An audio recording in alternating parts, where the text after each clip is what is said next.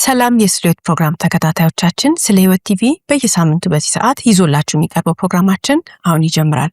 ስለ ህይወት ፍርድ የተሰጠባቸውን እውነተኛ ወንጀል ታሪኮችን ለእናንተ ለተመልካቾች በድራማ መልክ ያቀናበርን ይዘን የምንቀርበው ፕሮግራም ይሆናል። የዛሬውን ፕሮግራም ይዘንላችሁ የቀረብነው እኔ ብስራት ገመቹና ቃል ኪዳን ታደሰ አንድ ላይ በመሆን ነው። እስከ ፕሮግራማችን ፍጻሜ ድረስ አብራችሁ ልትቆዩ ጋብዛለን። እናመሰግናለን። ከ20 ዓመት በፊት በአንድ ጥሩ ያልሆነች ምሽት ልጅነቷ ተሰረቀባት። አብሮ ግን ሰላሟና ያለመችው የነገ ህይወቷ ጠፋ። ለማንም ትንፍሽ አላለችም። ለቤተሰቦቿ፣ ለጓደኞቿ በዛች ቀን ማታ የተፈጠረውን አትናገርም። አፍና የያዘችው ምስጢር ከልቧ የምትወደው አንድ ብቸኛ ልጇ እንኳን አልነገረችውም። ለተሻለ ኑሮ እህት ወንድሞቿን ለመቀላቀል ወደ ካናዳ የሄደች መሰላቸው። እውነቱ የምታውቀው ሃና ግን አገር ጥላ የወጣችው የሚያሰቃያትን ነገር ሽሽት ነበር። 20 ዓመት አለፈ። የተረጋጋ ጥሩ ህይወት በካናዳ እንዲኖራት ብዙ ለፍታ አሳክታለች። ጠንክራ ሰራች። ልጇን ብቻዋን አሳደገች። ግን ብቻዋን ስታሳድገው ለሷምና ልጇ ቃል ተገባብተው የተማማሉት ነገር አለ። አባቱን አሳየኝ እንዳይላት፣ እሷም አባቱን እንዳታነሳበት ነው። ዛሬ ጠንካራው ተማሪ ልጇ እናቱ ሰላሟ እንዳይነካ ስለሚጠነቀቅ ማንሳት ቀርቶ ማሰብ የማይፈልገው አባቱን ነው። ሃና ልታየው ልትሰማውና ልታስበው ማትፈልገው ሰው የልጇን አባት ነው። 20 ዓመት ወደ አገሯ መታ አታውቅም። 20 ዓመት የልጇን አባት የት እንዳለ አታውቅም። ከ20 ዓመት በኋላ ግን ወደ አገሯ እንድትመጣ ያደረጋት የዚህች ጽዮን የምትባል የአክስቷ ልጅ ሰርግ ነው። ጽዮን አክስቷን ከቦሌ አየር ማረፊያ ስትቀበላት ደስታቸው ከፍተኛ ነበር። ሃና አገሯ ከገባች ከ6 ቀን በኋላ ጽዮን ቀለበት ያደረገላት ከቀናት በኋላ ባሏ የሚሆነው ግለሰብ ልትተዋወቀው ቤት እንዲመጣ አደረገች። ሃና ስታየው ፈገግ ያለች፣ ግን ፈገግቷ ስታየው ጠፋ። አይናቸው ተገጣጠመ። መተንፈስ አቃታት። ምክንያቱም የምትናገረው ጠፋት። ግለሰቡ ግን እንደማይተዋወቁ ሆነ። ሃና ግራ ገባት። ይህን ግለሰብ ጠንቅቃ ታውቀዋለች። ከ20 ዓመት በፊት ህይወቷን ያበላሸ ልጅነቷን የቀማት ሰው ነው። አሁን ጽዮንን ሊድሩለት መላ ቤተሰቡ በደስታ የተቀበለው ይህ ግለሰብ የተሸከመው ሚስጥር ግን በዚህ ቤተሰብ የብዙ ሰዎችን ህይወት ገደል ይከታል።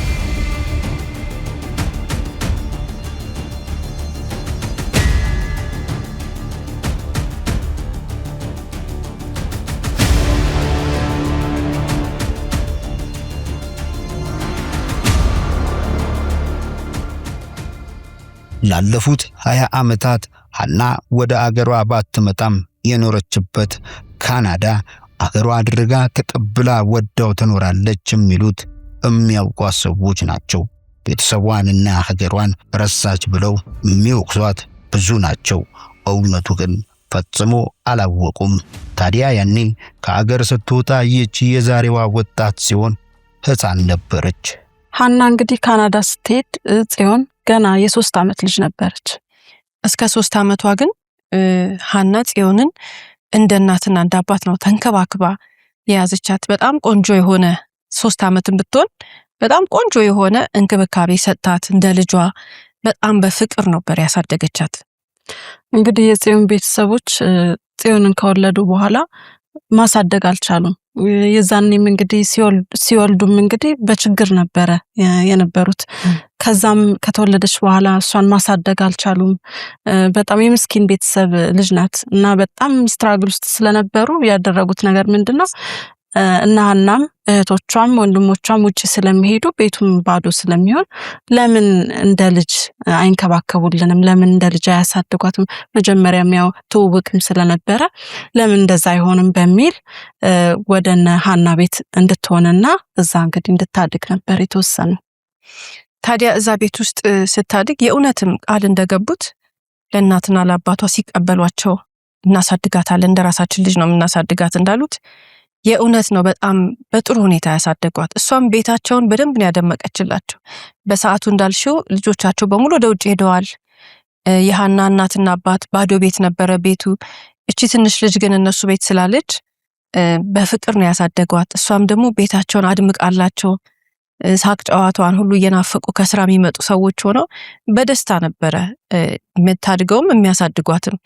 እነሱ የደመቀ ልጅነት ሰጧት፣ እሷም የደመቀ ቤት አረገችላቸው ቤታቸውን። ታዲያ ሃና የ25 ዓመቱን ወንድ ልጇን ብቻ ሳይሆን ጽዮንንም ልጄ ብላ ነው የምታስበው። ጽዮን አሁን 23 ዓመቷ ነው። ወደ ካናዳ ልትወስዳት ታስባለች። ግን በፍጹም ካናዳ መሄድ አልፈልግም ብላ አገሯ መኖር እየፈለገችው ለዚህ ግለሰብ ሲሆን ስሙ ኤርሚያስ ይባላል።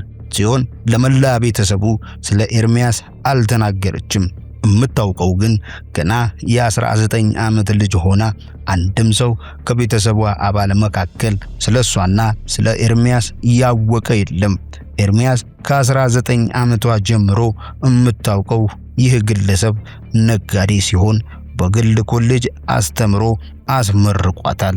የሚያስፈልጋትን ፍቅር ብቻ ሳይሆን ገንዘብም ጭምር እየሰጠ ተንከባክቦ ያሳደገኝ የምትለው እጮኛዋ ዛሬ ከአክስቷ ሃና ጋር ልታስተዋውቀው ፊት ለፊት ተፋጠዋል። ሃና እጁን ጨበጠችው። ኤርሚያስ እባላለሁ አላት። ሃና ስሟን አልነገረችው። ደህና ነህ ኤርሚያስ አለችው። ትኩር ብሎ አያት። ፈገግቷ ከፊቷ ጠፋ። ሁለቱም ተረበሹ። ግን ራሱን አረጋግቶ ፈገግታውን መለሰ። ከዓመታት በፊት በልጅነቷ ህይወቷን ያበላሸ ልጅነቷን የቀጠፈ ሰው ዛሬ በእናቷ ቤት ሳሎን ፊት ለፊቷ ተቀምጦ ስታየው ምንም ማድረግ አለመቻሏ አበሳጫት። ከተያዩ እንግዲህ ኦልሞስት ከ20 ዓመት በላይ ይሆናል። ምንም ቢሆን 20 ዓመት ቢሆንም የተገናኙበት ወይም ደግሞ የተያዩበት ቀን ያን ያህል ዓመት ቢርቅም ገና ስታየው ግን አረሳችሁም፣ አወቀችው። የሃና ልጅ አሁን 25 ዓመቱ ነው። ይሄ 25 ዓመት የሆነው ልጅ በሰዓቱ ስትወልደው ከዚህ ግለሰብ ነው የወለደችው፣ ወይንም ደግሞ ይሄ ግለሰብ ነው አባቱ። በፍጹም ፈልጋ ወይንም ደግሞ ወዳው ምናምን አይደለም፣ ደፍሯት ነው እንድታረግዝ ያደረጋት። የተወለደው ልጅ ደግሞ አሁን 25 ዓመቱ ነው። ይሄን ሚስጥር ነው እንግዲህ እስካሁን ድረስ ደብቃ ያለችው። ሃና እንግዲህ በወቅቱ ያው ከባድ ነገር ነው የደረሰባት። በጣም ፈርታ ነበረ። በደረሰባት ነገርም ተሸማቃ ነበር፣ አፍራ ነበር። ታዲያ ከማን ነው እንደዚህ ሆነው? ከማን ነው ያረገሽው? የማን ነው ልጅ ምናምን ስትባል ፈራች።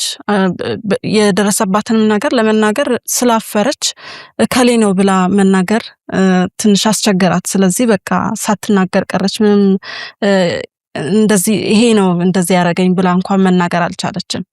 ታዲያ ይሄ ሰው ከዚህ ዓመት ሁሉ በኋላ ራሱን ቀይሮ እንደገና ደግሞ እድሜውን ቀንሶ ሌላው ደግሞ ተጨማሪ ስሙን እንኳን ለውጦ ነበረ ሌላ ሰው ሆኖ የመጣ። ከስሙ ጀምሮ እንግዲህ እስከ እድሜው ተክለሰውነቱ ሁሉ ነገሩ ሌላ ሰው መስሎ እንደ አዲስ እንግዲህ መጥቷል። ታልሹ ነው ማንነቱ ሙሉ ለሙሉ ቀይሮ ቢመጣም በመሐከል ብዙ ዓመታት ቢያልፉም ከሁለት አስርት ዓመታት በላይ ነው ያለፈው። ግን ሃና ገና ስታዩን ያወቀችው። ሃና ከግለሰቡ ጋር ብዙ መጫወት አልፈለገችም። እንቅልፍ መጣ ብላ መኝታ ክፍል ሄደች። ጽዮንና ኤርሚያስ ጨዋታ ቀጠሉ። ከዛ ግን ኤርሚያስ ወደ መጣበት እጮኛው ጽዮንን ተሰናብቶ ከሄደ በኋላ ጽዮን አክስቷ ሃናን ምን ነው እጮኛዬን አልወደድሽውም አለቻት። ሃና ካደች። እንደወደደችው ነገረቻት። ንጹህ ልብ ያላት ፍቅር ውስጧ ያለ ለሰርግ ለባል ለትዳር የጓጓችውን ጽዮንን ልቧን መስበር ሳሳች። እውነቱ ይጎዳታል ብላ አሰበች። የዛኑ ቀን ማታ ግን ሃና መኝታ ክፍሏ ሆና ግለሰቡ ደወለላትና ድምፁን ዝቅ አድርጎ በቀዘቀዘ ስሜት አሁን ጥሩ ህይወት አለሽ፣ የኛን ህይወት አትረብሺው አላት። ላለፉት 25 ዓመታት የሱን ክፉ ተሸክማለት ኖራለች። ግን አሁን ይቅርታ ሳይሆን እያላት ያለው እያስጠነቀቃት ነው። ቀጥሎ ግን ከሰርጉ በፊት ወደ ካናዳ ብትመለሺ ቅር ይልሻል አላት። ይህ ግለሰብ ያለፈ ታሪኩን እንዲደበቅ ብቻ ሳይሆን ከጽዮን ጋር ያለው ሕይወት እንዳይነካበት የትኛውንም ነገር ያደርጋል። በቀጣዮቹ ቀናት ሐና ስለ ግለሰቡ ስትጠይቅ ከተለያየ ሰው የሰማችው እጅግ የተለያየ ነገር ነው። ያኔ በድህነት የሚሰቃይ ወጣት ቢሆንም ለዕለት ጉርሱ እንኳን የሚሆን የለውም። ዛሬ የተከበረ በሰፈር በአካባቢው ክብር የሚሰጠው ባለሀብት ነው። ያኔ የሚታወቀው ዱርዬ፣ ተደባዳቢ፣ ንዴታም ሲሆን ዛሬ ትሁት፣ የተረጋጋ፣ በአደባባይ ክብር ያለው ሰው ነው። ያኔ የሚለበስ የሌለው አሁን አለባበሱ የሚያማልል ብቻ ሳይሆን ልብሱ ውድ መሆኑ ያስታውቃል። በፊት ጥፋቱን የሚያመልጥ የሚመስለው አሁን ግን ያለፈ ጥፋቱ ጠፍቶ የሚያጋልጠው የሌለ ቀና ስብዕናና ጥሩ ተግባሩን እያስተዋወቀ የትላንቱ ዓለሙ ዛሬ ኤርሚያስ መሆኑ አስደንቋታል። ታዲያ ትላንት ገና ታዳጊ ሆና በለጋ ዕድሜዋ እያሳደዳት የነበረው ግለሰብ ዛሬ እሷን አልፈለጋትም። የወደደው አሁን ጽዮንን ነው። ግን ሐና አንድ ነገር ታዘበች። የትላንቱ ዓለሙ የዛሬ ሙሽራው ኤርሚያስ ከሰርጉ በፊት በፍጥነት ሕጋዊ ፊርማ እንዲደረግ እያጣደፋት ነው። የቀበሌ መታወቂያ ተቻኩላ ስታሳድስ አስተዋለች። ሐና ታዲያ ጽዮንን በምታደርገው ነገር ደስተኛ ነሽ ወይ ብላ ጠየቀቻት። ጽዮን አዎ አለቻት። ግን ኤርሚያስ እያጣደፋት እንደሆነ ስትነግራት ግን ሐና አሁን አንድ ነገር ማድረግ እንዳለባት ወሰነች። ሐና ወደ ወላጅ እናቷ ተጠግታ እማናግርሽ ነገር አለ ብላ በውስጧ ያለውን ሁሉ ተነፈሰች።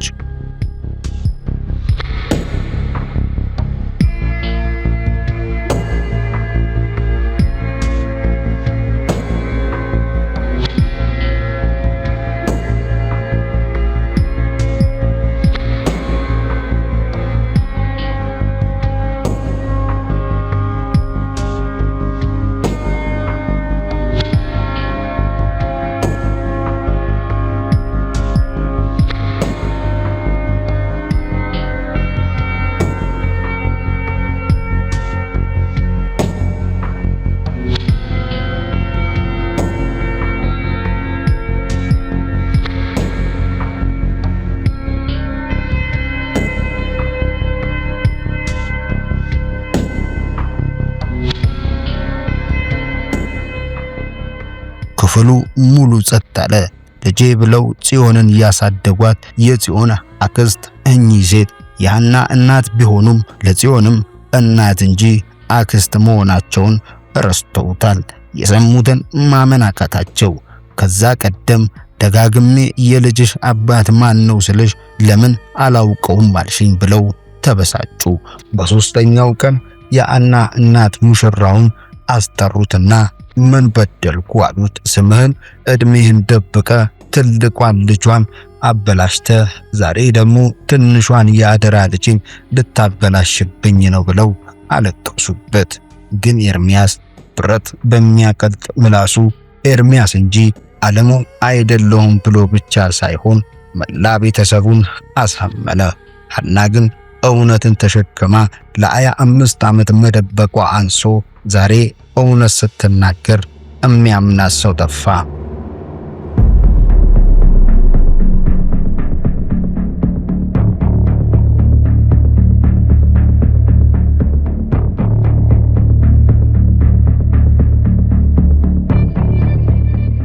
ይልቁኑ ቤቱ ውስጥ ያሉትና ሌሎች ዘመዶች የገዛ እናቷን ጨምሮ ሁሉም ፊት ነሷት። ታዲያ ሐና ሳትሆን እዚህ ቤተሰብ ውስጥ አሁን ኤርሚያስ ታመነ።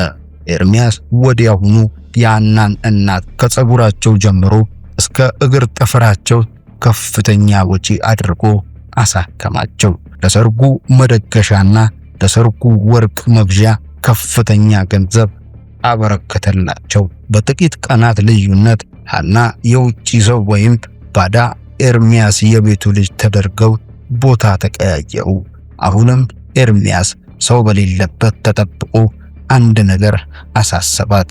ቶሎ ወደ ካናዳ ተመለሺ፣ ከዚህ በኋላ መበጥበጥ አትቺ፣ ከበጠበጥሽ ግን እስከ ወዲያኛው አጠፋሻለሁ ብሎ ሲያስፈራራት ያለፉት 25 ዓመታት ያፈነችው ህመም ተሰማት። አይኗ እያየች ግን ጽዮንን እዚህ ውስጥ ልትገባ ምኑ ውስጧን ረበሸው። ግን የሚያሳዝነው ነገር ቤተሰቡ ሁሉ አሳምኗል። አሁንም ጥቂት ቀናት ካለፈ በኋላ ማንም ያላሰበው ሰው ወደ ሐና ቤተሰቦች ቤት የሐና የ25 ዓመት ልጇ ከካናዳ ወደ አያቱ ቤት መጥቶ ፊት ለፊታቸው ተቀመጠና ኤርሚያስ ተጠራ። የሐና ልጅ መሆኑን ተነገረው። ፊት ለፊቱ ተቀምጠው የ25 ዓመት ወጣት ከትልቅ ሚስጥሩ ጋር ይገናኛል። ኤርሚያስ አሁን ለመጀመሪያ ጊዜ ያበጠ ልቡ ተነፈሰ። ትቢቱ በረደ። የሐና እናት የልጃቸውን ልጅ ሐናንና የኤርሚያስን ከሙሽራዋ ጽዮን ጋር ይዘው ተቀመጡ። ምክንያቱም በግልጽ ለመወያየት ሲሆን የሐና እናት ሐናን እንጂ በፍጹም ኤርሚያስ ላይ ስህተት አልጠበቁም። ቤቱ በክርክር ተበጠበጠ። ሊግባቡ አልቻሉም።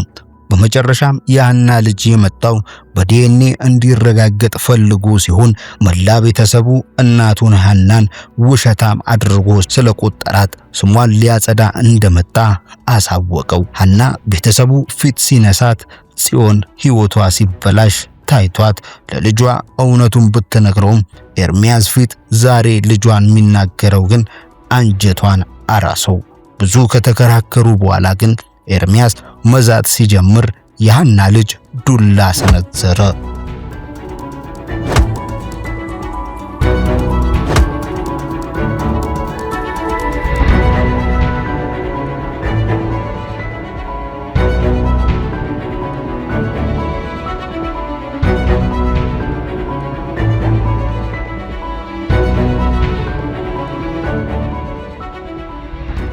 የሐና ልጅ የተረጋጋው ፖሊስ ቤት ሲቀርብ ሲሆን ለተጠየቀው ጥያቄ መልስ ሰጠ።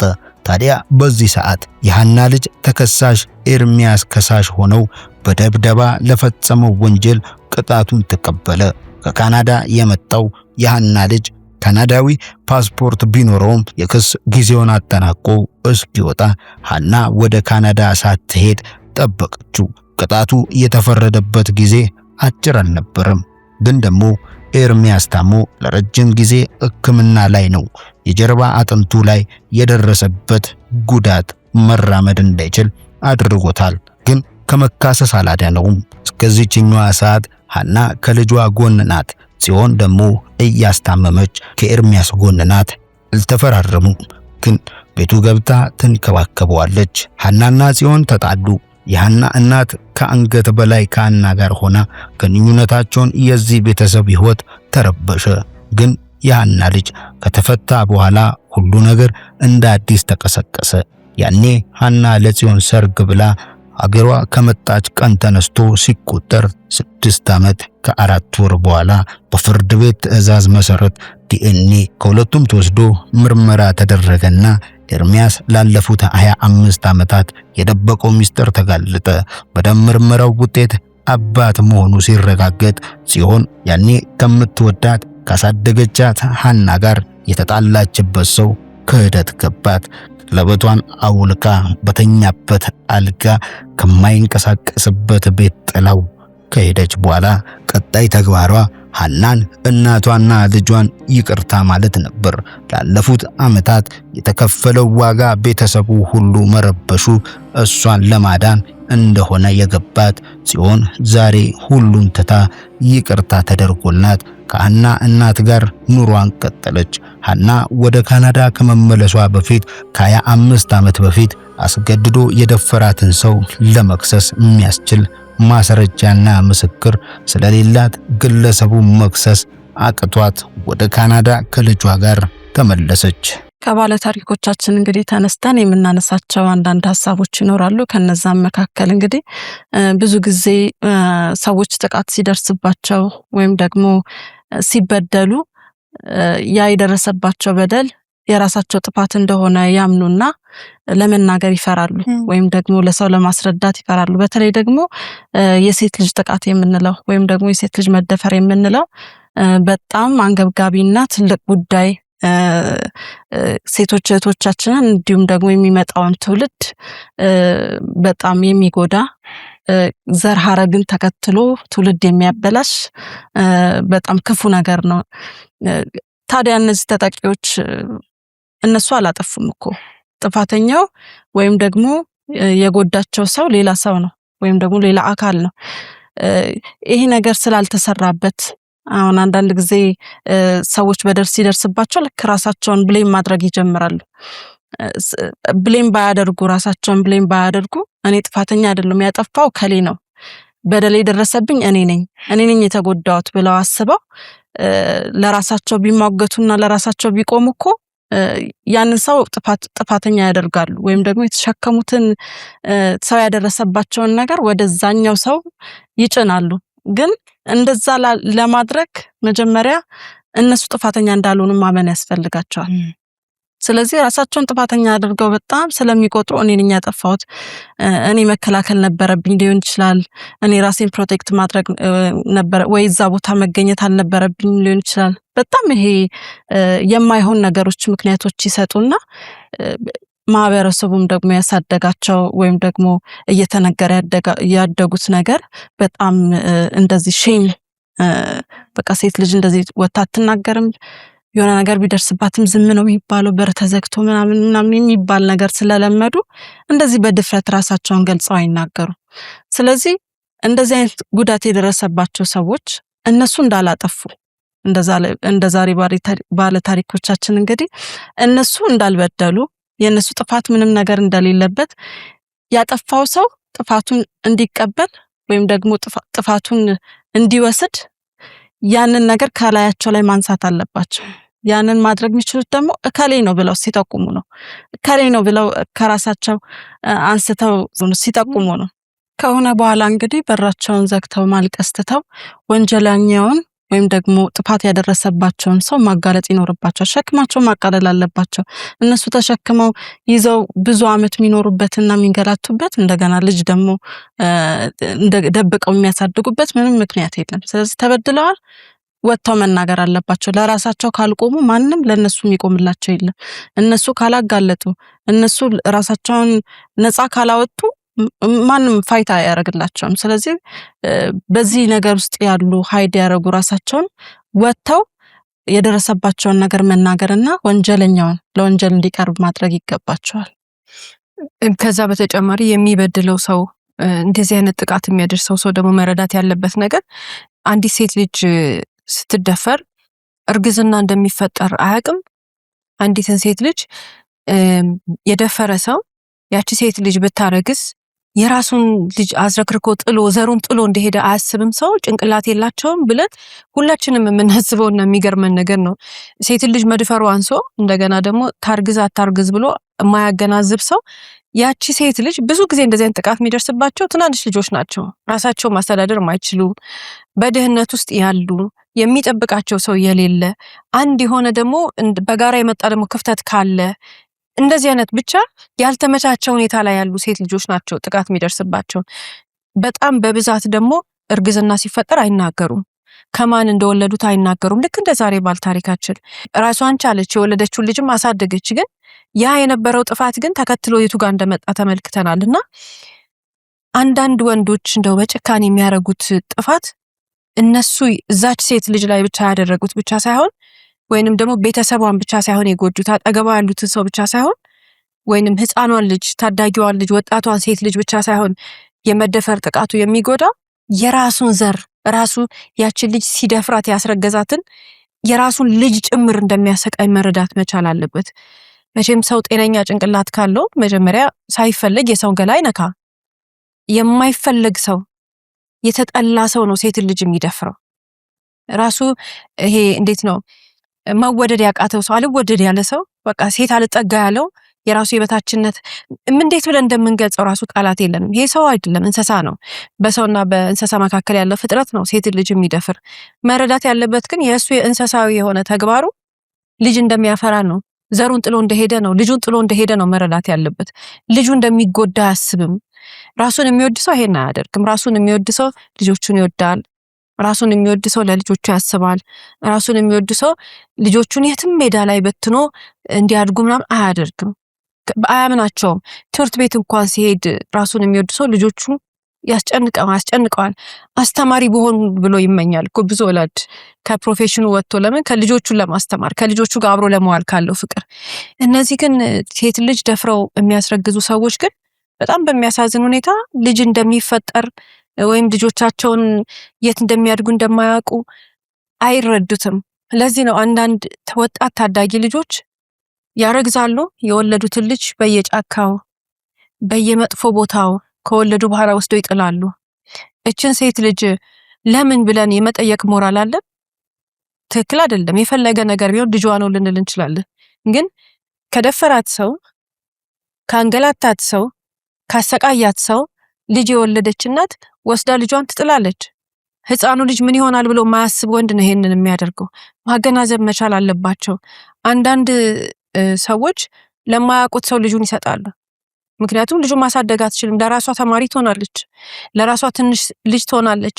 እንኳን አይደለም ያንን ህፃን ልጅ ማሳደጊያ ራሷን መኖሪያ የላትም። ይሄ ነው እንግዲህ ሴቶች እህቶቻችን የሚሰቃዩበት መንገድና ትንሽ ማስተዋሉ ቢኖራቸው ጥሩ ነው። ከዛ ውጭ ግን እንደነዚህ አይነት ነገሮች ሲፈጠሩ ብቻቸው መሰቃየት የለባቸውም። ሴቶቹ አሳልፎ ለህግ መስጠት ነው ያለባቸው። ምን እንዳደረጋት መቼ፣ ሁሉን ነገር መናገር ነው ያለባት። መደበቅ የለባት። የምትደብቀው ብዙ ጊዜ ስትፈራ ነው። እሱ ይፍራ ላጠፋው ነገር፣ እሷ መፍራት የለባት። ሌላው እንግዲህ ሀሳብ ምንድነው ብዙ ጊዜ ያጠፋናት ጥፋት ጊዜ ትቁጠር እንጂ ወይም ደግሞ አመታት ይለፉ እንጂ ብዙ ስታንዳርድ የሆነ ቦታ ላይ እንድረስ እንጂ ወይ ደግሞ ራሳችንን ለውጠን ምናምን ጥሩ ደረጃ ላይ ሆነን የተስተካከለ ኑሮ ላይ ደርሰናል ብለን ሪላክስ እናርግ እንጂ የሆነች ቦታ ያጠፋናት ያቺ ጥፋት ተከትላን ትመጣለች። የሆነ ጊዜ ብቅ ትላለች። የዛሬ ባለ ታሪካችን እንግዲህ ሁሉ ነገር በቃ አልፏል ብሎ የራሱን ህይወት ነው የጀመረው። ራሱን ከመቀየር ስሙን ከመለወጥ ጀምሮ ማለት ነው። ስለዚህ በቃ ሪላክስ አድርጓል። ያ ነገር አልፏል። እንዳላደረገው ሁሉ ነው በቃ ራሱን አሳምኖ ኖርማል ህይወት ሲኖር የነበረው። የተከበረ ሰው ነው አሁን ያለበት። እንግዲህ እንደገና ደግሞ ሊያገባ ነው አሁን። አንድ እንግዲህ ልጅ አጭቷል። ስለዚህ በቃ የሆነ ምዕራፍ ደግሞ ሌላ ደግሞ ስቴጅ አልፋለሁ ብሎ ሁሉ ነገር ዘጋግቶ ነበረ።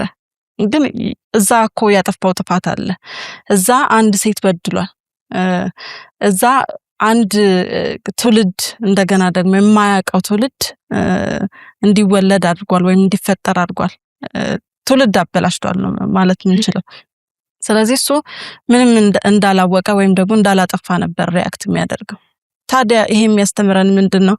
ብዙ ጊዜ ጥፋት ስናጠፋ በቃ ራሳችንን ለመሸወድ እንሞክራለን ወይ ደግሞ አይምሮአችን ሪላክስ እንዲያደርግ ሊሆን ይችላል። ጥፋታችን ከመናገር ይሄን አድርጌያለሁ ብሎ ተናግሮ ወይ ቅጣትን ከመቀበል ይልቅ ለአይምሮ መዋሸት ይቀለናል፣ ለአይምሮ መካድ ይቀለናል። ታዲያ ያንን ስናደርግ ወደፊት ልንሄድ እንችላለን፣ ሊሳካልን ይችላል፣ ወይ ቆንጆ ነገር ላይ ልንደርስ፣ ቁም ነገር ላይ ልንደርስ እንችላለን። በትምህርት ቤት ወይ ደግሞ በትምህርት በኤዱኬሽን ሌቭል ከፍ ያለ የሆነ ደረጃ ልንደርስ እንችላለን፣ ሀብታም ልንሆን እንችላለን። ብዙ ይኑረን ብለን የምናስባቸው ነገሮች፣ ሰዎች ላይ የምናየው ዋው የምንለው ነገር ሁሉ ሊኖረን ይችላል። ሰዎች ሊከቡን ይችላሉ፣ ሊያደናንቁን ይችላሉ። ፐሱ የሱ አይነት ህይወት ቢኖረኝ ብለው በቀዛ ጣራ ደረጃ ላይ የምንለው ድረስ ልንደርስ እንችላለን።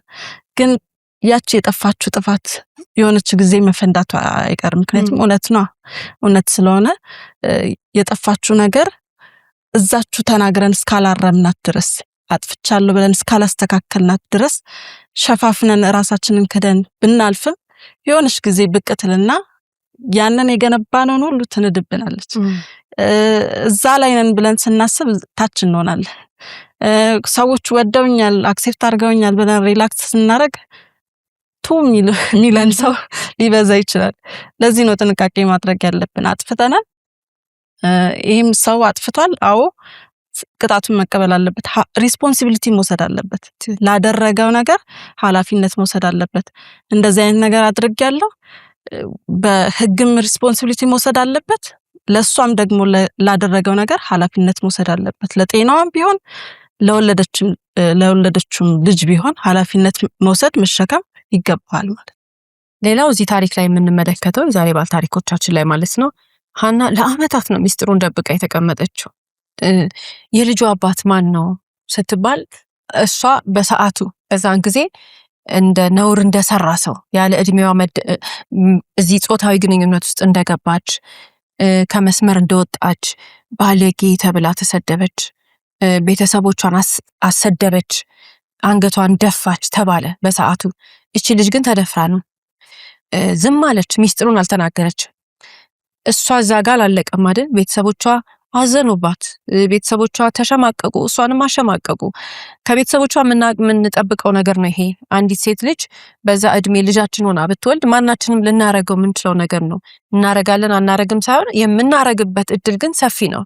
በተለይ ደግሞ በዛ ጊዜ አስተሳሰቡ እንደ ዛሬ ጊዜ አልተቀየረምና የማገናዘብ የምናምን ሳይሆን የነበረው አስተሳሰብ ይሄ ነበር። በቃ አመናጨቋት፣ ዝቅ አደረጓት፣ ተቆጧት፣ አጎሳቆሏት፣ ብዙ መከራ ደረሱባት። ግን ጸጥ ነው ያለችው። ድፍረት አውጥታ ልትናገር አልቻለች። የሚያስገርመው ነገር ግን ልጅም ወለደች። ልጇንም ዋሸችው። ልጇንም አልነገረችውም። ይሄ ሁሉ ተሸክማ ኖረች።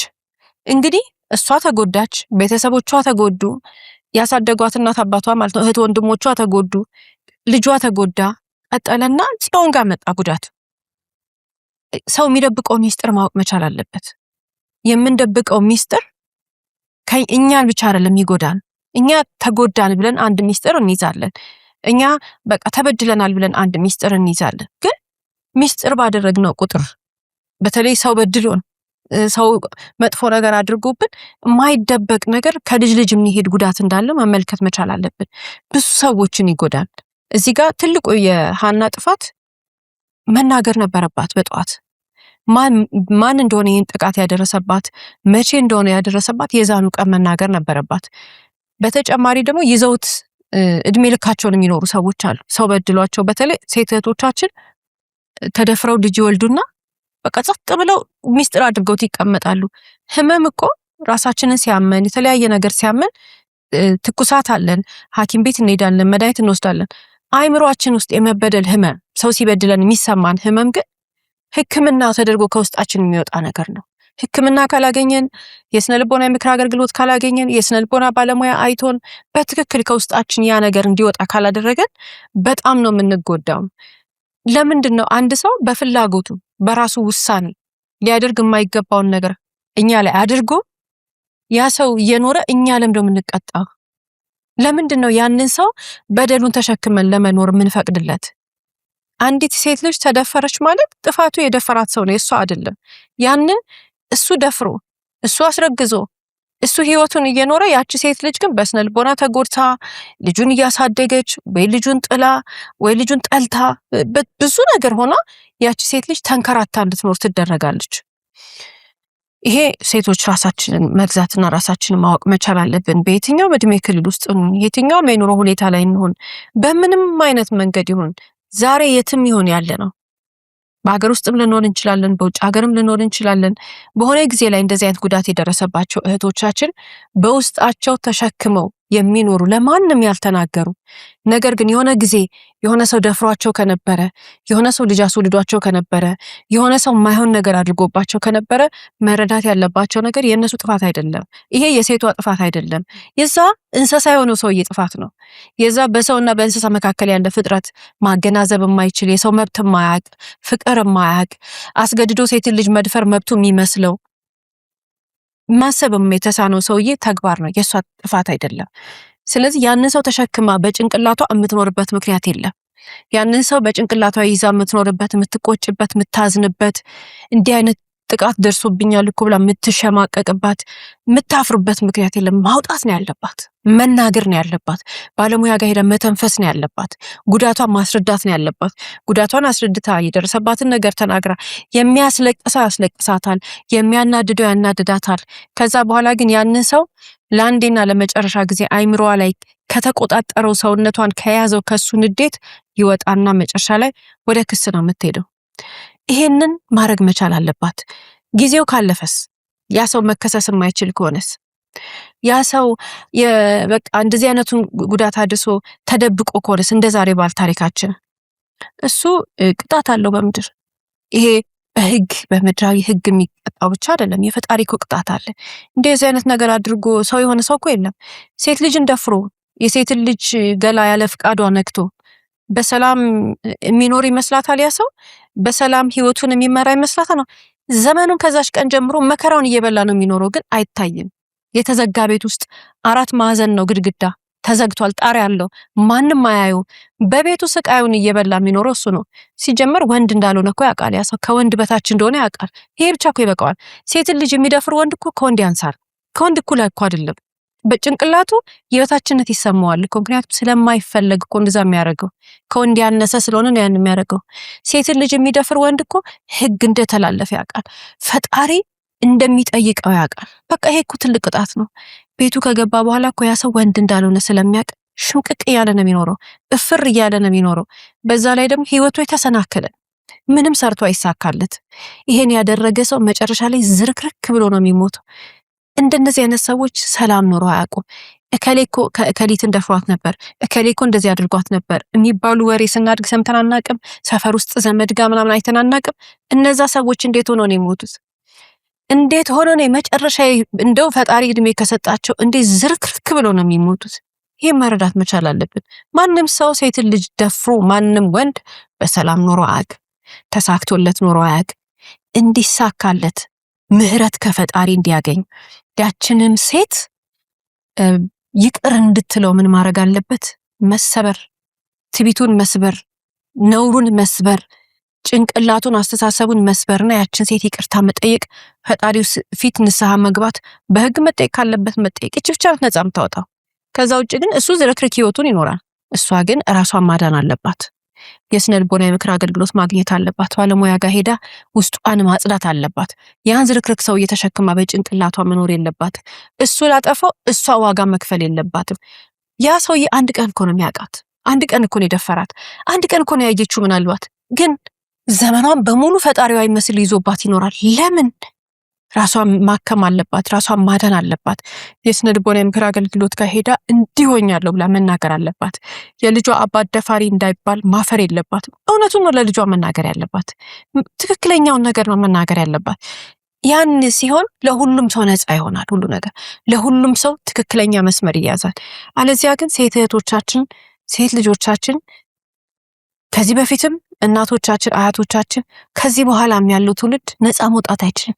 ሴቶችን ይሄንን ድፍረት ማስተማር አለብን ሴቶችን በዚህ መንገድ ጉዳት የደረሰባችሁ ጥቃት የደረሰባችሁ የተደፈራችሁ ሴት እህቶቻችን ውጡና ተናገሩ ብለን በአጋጣሚ ሁሉ ባገኘነው ሁሉ መንገር መቻል አለብን ያንቺ አይደለም ጥፋቱ የሱ ነው አንቺ አይደለሽም መኮነን ያለብሽ እሱ ነው እያለ ማስረዳት አለብን እናቶች ሴት ልጆችን የሚያሳድጉ እናቶች አባቶች ይሄን ማስረዳት አለባቸው ለሴት ልጆቻቸው በየትኛውም አጋጣሚ በየትኛውም መንገድ ሴት ልጆችን የማስተማር እድል የምናገኝ መምህራን ልንሆን እንችላለን ወይ ደግሞ በተለያየ መንገድ የቤት ውስጥ አስተማሪ ሊሆን ይችላል የስፖርት የፈለግነው ነገር ሊሆን ይችላል ሴት ልጅ ለማስተማር አጠገቡ የተቀመጠች ወይንም የተቀመጠ ሰው ይሄንን አርዕስት አንስተን የምንናገርበት እድል ሲኖረን ሳንፈራ እናስረዳቸው ሳንፈራ መንገር መቻል አለብን ማስረዳት መቻል አለብን ባገኘነው አጋጣሚ ሁሉ የዘመድ ልጅ በተለያየ መንገድ የቤት ሰራተኛ ሆኖ ሴት ልጆች ሲመጡ ይሄን አርዕስት ሳንፈራ እናስረዳቸው እድሜያቸው ከደረሰ ይሄንን አርዕስት የምናስረዳበት መንገድ ካለ አፍረን አንሸማቀቅ እንንገራቸው ይሄ ነው ልክ ብለን ማስረዳት አለብን የዛን ጊዜ መጪው ትውልድ ነፃ ይሆናል ልጆቻችን ነፃ ይሆናሉ የልጅ ልጆቻችን ከዚህ ከእስራት ውስጥ ከዚህ አዙሪት ውስጥ የሚወጡ ልጆች ይሆናሉ ሌላው ሐሳብ እንግዲህ ከዚህ በፊት ያሳለፍነው ነገር ወይም ደግሞ ያለፈ ማንነታችን የሚቀጥለውን ወይም ነጋችንን ሊገልጽ አይችልም ኦሬዲ ያ ነገር ሲያልፍ ነጋችን ሌላ ሊሆን ይችላል እኛ ሌላ ሰው ልንሆን እንችላለን ታዲያ እንደዚህ የሚሆነው መቼ ነው ወይም ደግሞ ነፃ ሆነን የነጋችን ፊውቸር ወይም ደግሞ መጪውን ዘመናችን ብራይት እናደርገው እንዴት ነው ብለን ስናስብ እዛ ጋር የጎዳናውን ሰው ወይም ደግሞ ጥቃት ያደረስንበትን ሰው ሄደን ይቅርታ ስንጠይቅ ራሳችንን ስንፈታ ሰው በልቡ ቂም የያዘብን ያንን ሄደን ይቅርታ ጠይቀን ስንፈታና ወንጀልም ከሆነ ደግሞ የሰራነው በህግ ስንጠየቅ ያን ጊዜ ሰው ሊሳሳት ይችላል ግን ሊታረምም ደግሞ ይችላል። ስለዚህ ተስፋ አለ ማለት ነው። ሰው ሊያጠፋ ይችላል፣ ብዙ አላስፈላጊ ወንጀሎች ሊሰራ ይችላል። እንደዛሬ ባለ ታሪካችን እንግዲህ ይሄ በጣም ነውር የሆነ ትልቅ ወንጀል ነው የተፈጸመባት። ታዲያ ሁለቱም የየራሳቸውን እኮ ደስ የሚል ላይፍ ሊኖሩ ይችሉ ነበር። እሷም በወቅቱ ብትናገር እሱም ደግሞ በዛው በቃ አጥፍቷል አንዴ ኃላፊነት ቢወስድ እሷንም ይቅርታ ቢጠይቅ አምላኩን ይቅርታ ጠይቆ ከዛ እሷንም ይቅርታ ጠይቆ ከዛ ደግሞ መውሰድ ያለበትን እርምጃ ሁሉ ወስዶ ቅጣቱንም ከሆነ የሷንም ኃላፊነት ቢሆን ወስዶ እንደዛ አድርጎ ቢፈታ ኔክስት እኮ የሚቀጥለው ጊዜ እሱ የተደላደለ ህይወት ሊኖር ይችል ነበር። እንግዲህ ሊያገባት ያሰበው ሴት እሱ ነፃ ሆኖ ያንን ነገር ረስቶ አዲስ ህይወት ነበር እዚህ ጋር የሚጀምረው። ግን ደባብቋል እዛ ጋር እሷንም ይቅርታ አልጠየቀም፣ በህግ ፊትም ብይን አላገኘም ወይም ደግሞ አልተፈረደበትም። ይሄ ሰውዬ ተደባብቆ ተሸላልኮ ራሱን ቀይሮ ስንት ዓመት የኖረ ሰው ነው። ግን የደበቀው ነገር መደበቅ ስለማይችል እውነት ስለሆነ ገሃድ ወጣበት። ስለዚህ ፊቸሩን ምን አደረገ? አበላሸበት ማለት ነው። ያጫት ወይም ደግሞ ለጮኝነት ያሰባትን ሴት ሊያገባት አልቻለም። ምክንያቱም እዛ ጋር የደበቀው ነገር ስላለ። ስለዚህ ሰው ይሳሳታል። አዎ ሰው ከስተቱ ሊታረም ይችላል። ዛሬ ያጠፋ ማለት ነገ ተስፋ የለውም ማለት አይደለም። ዛሬ ያጠፋ ማለት ነገ ህይወቱ ጨለመ ማለት አይደለም። በሷም ሳይድ ቢሆን ዛሬ እንደዚህ አይነት አደጋ ደረሰባት ወይም ደግሞ ክፉ ነገር ሆነባት ማለት ነገ ህይወት የላትም ማለት አይደለም። በጊዜ ሳትፈልግ ልጅ ወለደች ማለት በቃ ቤት ቀርታ ምንም ነገር ለሷ ዓለም ሁሉ ተዘጋች ማለት አይደለም። ስለዚህ ፊውቸር እንዳለ ተስፋ እንዳለ እነሱ ብርቶች ቢሆኑ ጠንካሮች ቢሆኑ ነገን ማየት እንደሚችሉ እንደውም የተሻለ ነገን ማየት እንደሚችሉ በእልህ እንደውም ተነስተው ነገን ብራይት ማድረግ እንደሚችሉ አይምሯቸውን ማዘጋጀትና መቀበል ያስፈልጋቸዋል። ከዛ በተጨማሪ እዚህ ታሪክ ውስጥ አይተን ወደ ራሳችን ህይወት የምናመጣው ነገር አለ። ሁላችንም የሆነ ቦታ ስናድግ የሆነ አይነት ቤተሰብ አለ። የምንወደው ይሁን የምናከብረው ይሁን የማንወደው ይሁን ማንፈልገው ይሁን ብቻ የሆነ ቤተሰብ ውስጥ ነው ያደግነው። የራሳችን የወለደን ሊሆን ይችላል፣ ያሳደገን ሊሆን ይችላል። የሆነ አይነት ቤተሰብ ውስጥ ግን አድገናል። የዛሬ ባል ታሪካችን እናት አባቷ ቤት ውስጥ ነው ያደገችው። ግን ስታድግ ልጅ በመውለዷ ምክንያት ብዙ ነገር ደርሶባታል። ሰው ፊት አንገታቸውን እንደደፉ ነው የሚናገሩት። ሰው ፊት እንዳፈሩ ነው የሚናገሩት። ብዙ አይነት ነገር ያሳለፈች ሴት ናት ሐና ማለት ልጅ ስለወለደች። በእነሱ አስተሳሰብ ጥፋት ነው፣ በየትኛውም መንገድ ይምጣ ልጁ ጥፋት ነው ተብሎ ነው የተገመተው። እኛ አሁን እዚህ ጋር መረዳት ያለብን ነገር ምንድነው ብለን ነው የምናስበው? ከሐና ህይወት ትላንትና ያደግንበት ቤተሰብ እንደ ቤተሰብ ጊዜው ሄዷል። አሁን እኛ ራሳችን ቤተሰብ መስርተናል ወይንም ቤተሰብ ልንመሰርት አስበናል የምንል ሰዎች መገንዘብ ያለብን ነገር አለ። የትላንቱ አለፈ። እኛ ያደግንበት፣ እኛ የመጣንበት፣ እኛ የነበርንበት ነገር አለፈ። ግን እኛ ዛሬ ኑሮ ስንመሰርት ልጆች ስንወልድ ወይም ደግሞ ልጆችን ስናሳድግ ምንረዳው አንድ ትልቅ ነገር አለ። ስኬታማ ቤተሰብ ማለት ወይ ደግሞ መስመሩን ጠብቆ የሄደ ቤተሰብን የመሰረተ ያስኬደ የገነባ ሰው ማለት ስተት የሌለበት ቤተሰብ አይደለም። በዛ ቤተሰብ ውስጥ በነዛ የቤተሰብ አባላት ውስጥ ሁሉም ጥፋት አያጠፉም ማለት አይደለም። አይሳሳቱም ማለት አይደለም። ፍጹም ናቸው ማለት አይደለም። ማንም ሰው ቤተሰብ ውስጥ ያለ የቤተሰቡ አባላት ጥፋት ሊያጠፉ ይችላሉ። የማይደረግ ነገር ሊያደርጉ ይችላሉ።